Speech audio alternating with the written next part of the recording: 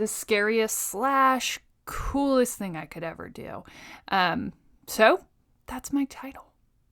Enthusiast and creator of impossible possibilities. That's what I want to be.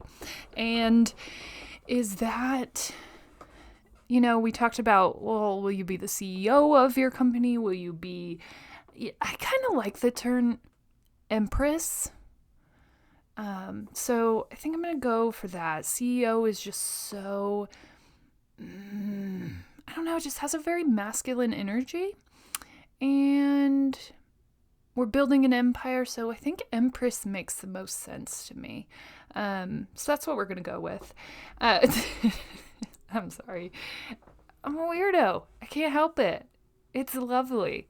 So today, let's go ahead and ground ourselves in our greatness before we go all over the place. I am so excited to bring you this story today. It'll probably be a 2-part series, but we'll see how long it takes. I think it's been a little bit of a long time coming, and I'm so excited to finally be in this place where I feel like I can tell this story from an authentic, beautiful place. And yeah. Okay. So my great thing from yesterday, oh my gosh, what did I do? Honestly, so I've been a stay-at-home mom slash entrepreneur slash empress for 2 weeks now. And it's surprisingly more amazing than I expected. I have never spent this much time with my children. They are 7 and 4 in my entire life. And it's kind of been amazing to see them all day long, and amazing, and probably the most challenging thing I've ever done. I don't know how people do this day in and day out. My children amaze me, but everyone has an end point, and as of yesterday, kind of the luster of my children had wore off, if that makes sense. And it hadn't wore off because they're still amazing and I still love them. But my mom came in clutch and was like, hey, I just want to come over and hang out with the girls. I haven't seen them in a while. Is that okay? Yeah. Yep. Sounds amazing. So my great thing from yesterday was really just being able to sit and kind of lock out, because what this has looked like in this new work structure is that I'm going downstairs, delivering structure, letting them know what they should do, and then coming back upstairs to my office and working for as long as it doesn't sound crazy upstairs. And honestly, usually I pay attention to the silence more than the noise. At least when there's noise, I know that they're here and probably doing something that isn't secretive. And the secretive movement and silent movement always ends in, well, yesterday it ended in my 4-year-old coloring 25% of her body in pink marker because she got tired of coloring on paper. We've covered this before, so I'm not sure how we ended up there. But yesterday afternoon, my mom came in clutch and she hung out with the girls, and it was just great to sit in a cycle of a couple hours uninterrupted. And so my great thing was just being able to focus for the first time in a little while. And I've had to restructure what focus looks like to me, and you heard that last week as we're transitioning into this space. I had to restructure what that looked like because so much of my life has been structured in focused 8-hour periods of time where you just sit, focus on this one thing or on these projects, and then you go home and disconnect yourself from that focus, though most of us don't. Admittedly, I didn't either. But really breaking that down and allowing myself to work into these new workflows where it looks like an hour of focus, then helping get the girls going, then come back to another hour or sometimes just a half hour, but being okay with the ebbs and flows of my time. So if we didn't get in the full 8-hour work day, does that look like, when my significant other gets home, I'm working for a couple of hours? Does it look like 10 minutes of really focus, getting stuff done type work, and then a half hour of playing, because that's kind of what we're being called to do right now? That's been challenging, but I would say it felt good to be able to focus for a longer span of time uninterrupted. So that was my great thing from yesterday. Let's dive in. So if you're just joining us, which there's a chance you might be, about 2 weeks ago, I left my full-time job to go all in on my dream. And I'm going to tell that story. It will probably take us 2, if not 3 days, but here we go. So I'm going to tell the full length of the story. I decide about when I was 30 so when I turned 30, I realized that I had no more dreams left in my life to accomplish except for one, and if I was being 100% honest, I could probably finance that dream tomorrow and make it happen. And so there started to be this overwhelming feeling of suffocation with I only have one thing. So my husband and I talked about that. What is that going to look like? Well, let's make that dream a little bit harder. So instead of financing, let's pay cash. So let's challenge ourselves with this dream.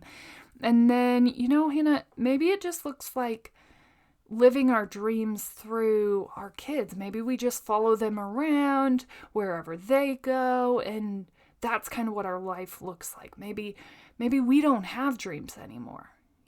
We challenge ourselves with that last dream, and then we kind of just coast on through the rest of life. And we had honest conversations about that being the direction that we head.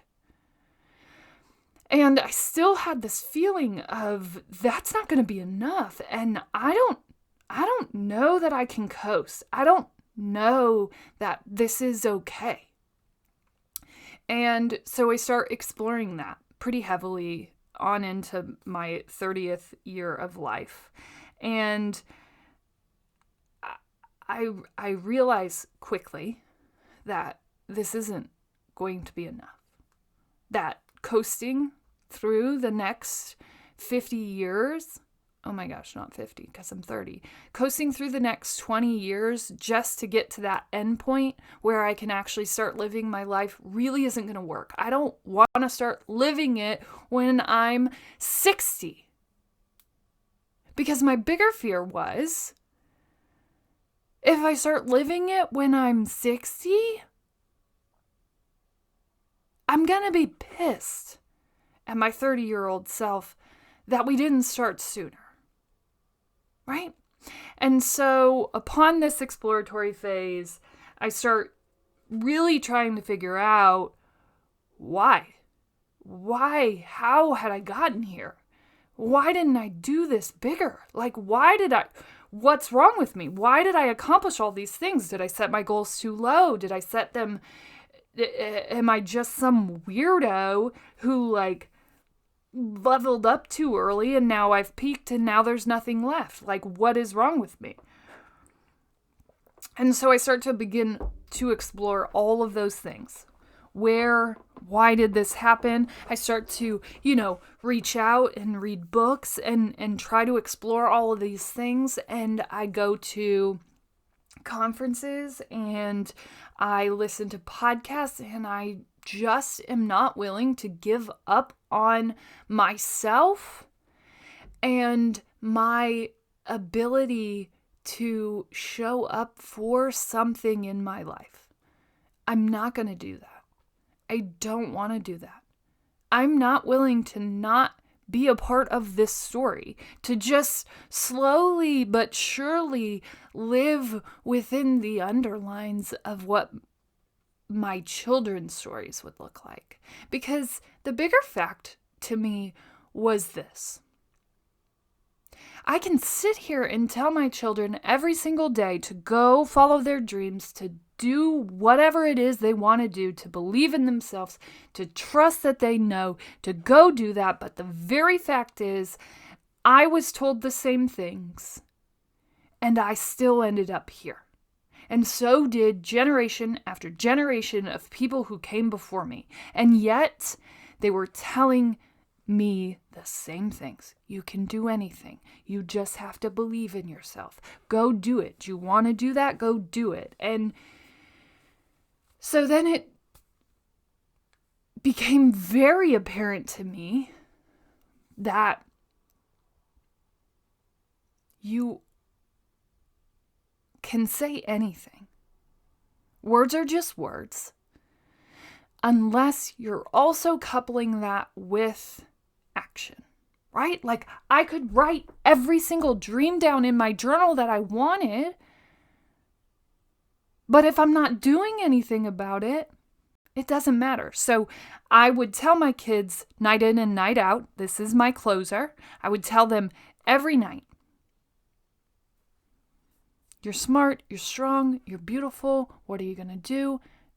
And then they would answer, change the world. And the second that my 3-year-old, and this was probably, I remember doing a podcast on this, so it had to probably be within the last 6 to 9 months. When my 3-year-old pitched the question back to me and said what I say to them every night back to me, I realized, what am I doing to change the world? How am I showing up in that space? Because I have this expectation that they're going to go do that. What am I doing? And so that call out really made me realize that I should show up and I need to show up. And so I wanted to model that behavior of me telling you that you can go chase your dreams, but not having my own meant that I was telling them something and not setting an example of what I'm telling them. So I decided to start figuring out what my dreams were. That led me to a Rise by Rachel Hollis conference. I went to that conference. I was mad for about 2 days of the 3-day conference because there was still this underlying disbelief that this life, the one that you can choose, living life on your terms, I was still in disbelief that that could happen. And so day 3, something was said to me and I was like, you're not listening. You're not listening. You're sitting here spewing venom on people who are doing what you want to do because that's easier. Right? It is always going to be easier to judge people for those things, to sit and put up walls of disbelief, of impossibility as protection. Because the honest truth was, I just really wasn't willing to go find out. You could tell me all day long that I could go chase my dreams, that I could live life on my terms, that really if I wanted to do something that I could, but it would always be easier to put up that wall. So at that conference, I realized that I start unpacking why I didn't dream bigger, why I didn't think that I was enough, why I didn't believe that I could live life on my terms. And the unpacking of that, now before that conference, I had started recording a daily podcast, not publishing, just recording. And there's about 3 months of just raw recording, real me speaking, finding my voice, doing these things. And at that conference, I start to realize that this is the story. This is the baseline. This is what this will become. This death of a dream moment, this realization that I wasn't going to make it. And so every second after that, I started playing smaller, because if my life was going to play out, it was going to be this A version, right? This like everything happened perfectly at 18 and it played out the way that I envisioned, except that didn't happen.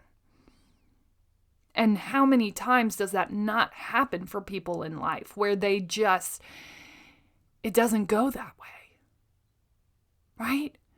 And so I realized that there's a recovery effort there. There's this need to like save yourself from wherever you are in your story. And that, in fact, is the story. And so I started daily podcasts. I don't really do anything with it except for just keep showing up and doing it. On July 17th, I publish my first podcast publicly. And I had been doing it since April up to that point, but that really allowed me to establish that habit, to really understand if this is something that I wanted to do, to find my voice, to find my passion, and honestly to find my own story. And every day since then, I've been coming here live. Now, what happened within the last 2 weeks, but what had been building up over time, was this realization that this is what I want to do. That this is the new dream. That this is where I want to hang my hat. And over the course of this year, you've heard me commit, recommit, uncommit to what would have been my full-time job. There were points in my story where I'm like, nope, I can see how this makes sense. I can see why I need to be here. I'm here. And all along the path of that, I had been asking for signs. If this is where I was supposed to go, if this is what I was meant to do. And the funny thing about asking the universe or God or whoever that is for you for signs is that you better be prepared to receive them. And I wasn't. I was asking, but like nicely asking, like, haha, if this is the route that you want me to go ahead and throw a sign up for me. And the signs oftentimes looked like this. It would be like this little conversation with a boss that like went really weird, or it would be this like uninviting of all the things, or it would be not landing jobs that I was trying to get, that I thought that if I went that route, that was going to be the new route, right? And I hadn't really attributed all of those signs to that call, but now looking back, right, because you can never connect the dots looking forward, you can only connect them looking back. Now looking back, all of those things were beautifully cultivating to this moment when I would finally be like, no more. But when you ask for those signs, start preparing then. That's my number one guidance for all of you as someone who kind of forged this ship all by myself. Don't ask for the sign and then go, no, I'll get my stuff together, once I'm delivered that final blow, I'll get it together. I would say one of the best things that I did for myself was the second that I said, hey, universe, I really think this is what I want to do. I really want to follow this path. I want to podcast and I want to do that full time. So if you could just give me some signs, that would be great. On the other side of that, right, it's not just words, it's action. On the other side of that, the action that we started taking as our household was to start preparing for that sign to play out, right? So that started looking like really honest conversations about our financial state and where we could and would go if that's where the signs led us, right? And that looked like a lot of sacrifices, right? But you can, and I shared this on my LinkedIn yesterday, Gary V, genius and true illuminator of possibility, said, people can really do about anything if they're willing to sacrifice their life sometimes, right? Like, okay, if you want to do this, maybe it looks like just less shopping or less fancy car. Or the crazier thing is, a lot of people that I know actually have a lot more ability than I did. It's just in that willingness to go there, to commit, to just know and go. So if you're going to start asking the universe for signs, be prepared, because it may give you some that you're not ready for, and it may happen faster than you think. So luckily, I had been asking for a sign that this is the direction that I wanted to go, that this is where I'm supposed to go 6 months ago. And right along with that, we started having honest conversations about what that could look like. And my biggest ask of my significant other was, what does this look like for you to be comfortable with this move, right? And he had honest conversations about what that was going to take. Now, what that set up was this beautiful understanding and knowing that this is what he said it was going to take. I could opt in or out of that. I opted in, and we committed to that together. And now on the other side of that, we know that that was the commitment, and we now know that we are in this together, that we decided on these terms for this, and it's going to be okay, right?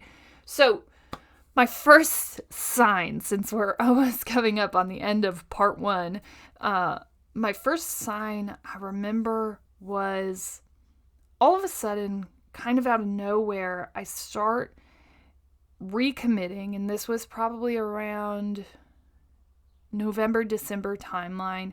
I start recommitting to my position, to this is what I'm going to do. This podcast will just kind of be this fun thing that I do on the side. We're not going to talk passionately about following your dreams, or we can continue to do that, but we are committed to this podcast not really being the dream, me not really following that, just doing it as something fun, and my passion really being in my day job if I go this route, right? If I start speaking in my day job, if I can make that the thing. And trust me, that would have been easier. So I start committing to that. Now, the crazier thing is, I had been asking for a sign of like a knowing, right? Is this the path that I'm supposed to go on? If it is, start opening those doors. Or am I supposed to go down this much harder entrepreneurial thought process? Which way? And I'm asking at that point, around November, December. Like, I love doing this, but it seems like maybe it's just a habit. Maybe it's just a thing that I enjoy doing. Is it just like a hobby? Or is this where I'm supposed to go? So I ask, which road? And doors, what seemed like standing right from there, what seemed like me, doors opening for me in my career path at that point, were me really just forcing doors open. And all of a sudden, in the force of opening those doors, the universe, God, whoever, said, nope. And all of a sudden, I start to get these like traumatic heart tremors. And I'm supposed to go to this like big conference where I'm supposed to speak, and this is going to be a great opportunity for me to exhibit my skills and start to follow that path in my career. And I'm sidelined.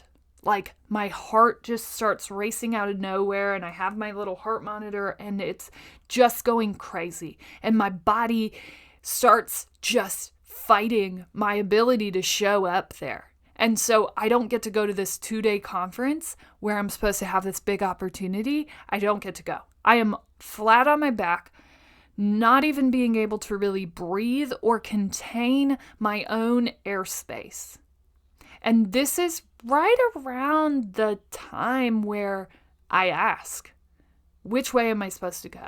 And right around the time that I recommit fully and say, nope, we're going this path. I remember applying to a higher up job that's supposed to be down this path. I remember just forcing so many doors open in this moment, trying to recommit and reinsert myself into my full-time career.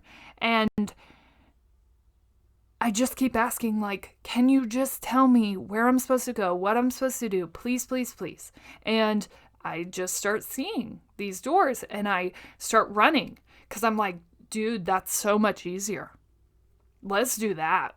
Yes, we can actually, there's an actual application for this job. Let's do that. Let's go there. And as fast as I could run, I couldn't outrun the sign. And I truly believe that the harder that you push for something not meant for you, the harder the callback will be, right? And I've seen this happen before. It happened in my coaching career. The harder that I would push to be like, no, this is supposed to be the thing. No, trust me. Listen, God, this is the thing for me. Just trust me, right? And the harder that I pushed that, the harder the realities were that came back at me that it wasn't. And so that's what this was. I was pushing so hard to just let it be this because that was easier. It was so much easier. Oh, it was beautiful.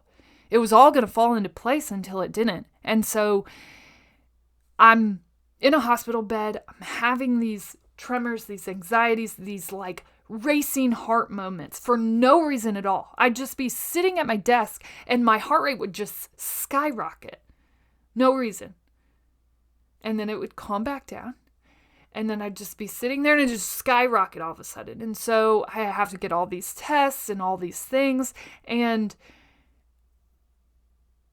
that was the first sign that maybe this isn't the right path, right? And so I start to think through that, and I'm still not really believing it, right? I'm still pushing, like, okay, but really unannounced, strange heart problems. That could just be my body. I don't know that that's really a sign, because, that's what we'll do when we're being delivered signs perfectly crafted for us. That's where we'll go. But I couldn't keep fighting it.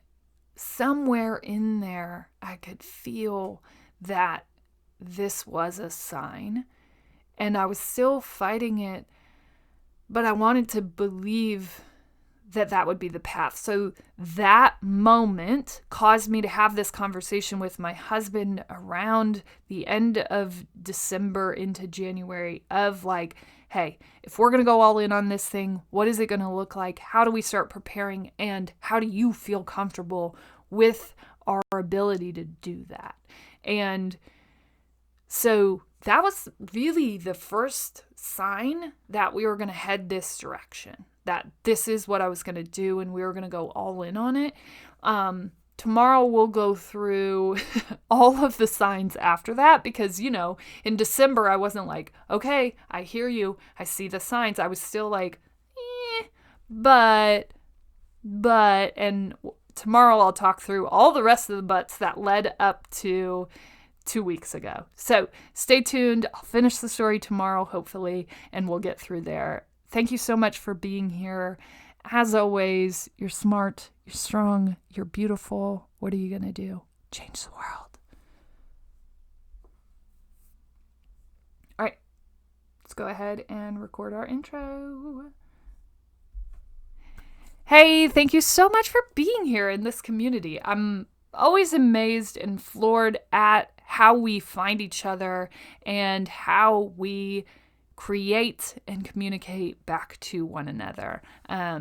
Always know that you can join our community. Just head over to nussinc.com. That's where you'll find what you're looking for, and you can start connecting with me on all of our socials. We now have a YouTube page which has the live recording of these episodes. It also has a daily vlog called Making a Motivator, which is just my honest day-to-day feelings of where I'm at on this journey.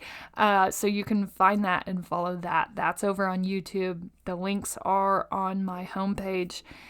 And I just want to connect with you. Whatever your story is, if this hit you in any way, please reach out. There are forms on that landing page. You can find me over on Instagram at hannah.nuss or at The Death of a Dream.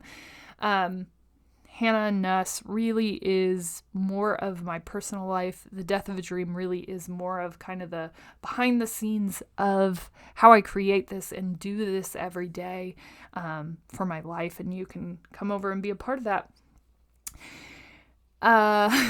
But today we are diving into a 2-part series of the signs leading up to leaving my full-time job to pursue this. So I'm going to talk through that. I really only got through like a very small portion of this story today, so I'm hoping that I can wrap it tomorrow, but we may go on into Monday just depending on how we unpack this. So this is just to help you feel out and understand what discomforts may come from you starting to explore your dreams and starting to chase those. And telling this story, hopefully you can find yourself in this story at some point, but really paying attention to what the universe is giving you, or God, what they're trying to tell you, and help you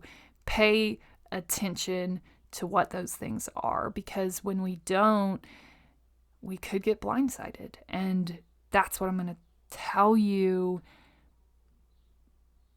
in these next 2 or 3 days. I'm going to walk you through step by step what that discomfort looked like, and some of the things that I learned that I wish that I would have done, and some of the things that I did that were super helpful in preparing for that blindside moment. So join us for this series of how I knew I needed to leave my day job to pursue my dream.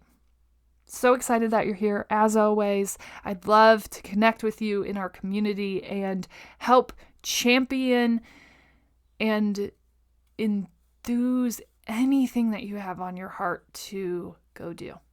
I love being a creator and believer of impossible possibilities, and I would love to be that person for you. So let's dive in.